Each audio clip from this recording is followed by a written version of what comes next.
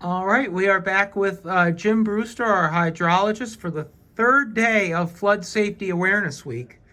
And we're going to ask him a little bit more about types of flooding and what actually is flash flooding, what does minor river flooding mean, and what the tropics entail in terms of flooding in our area.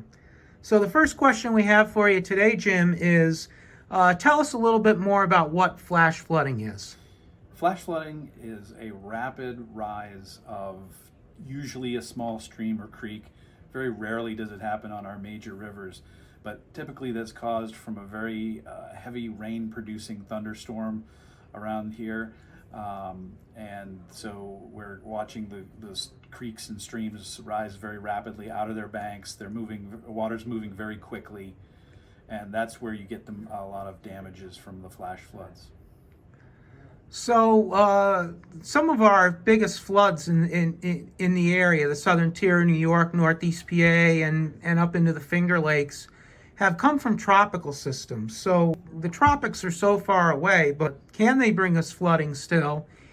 And exactly what do tropical systems do when they move through our area in terms of rainfall?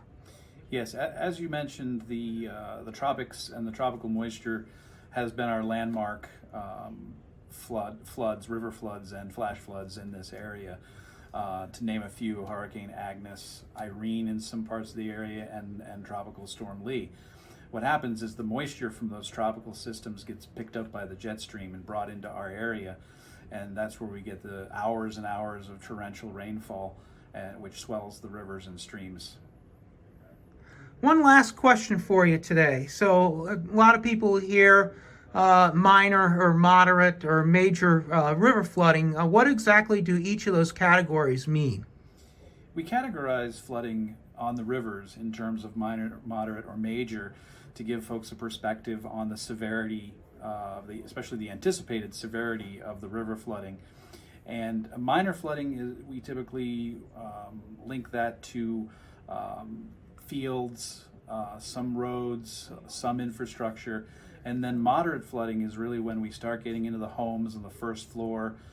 Certainly your basements are flooded. And then major flooding is widespread devastation. So river levels getting into major flood is going to be water spreading out over much of a community and really severely damaging a lot of property.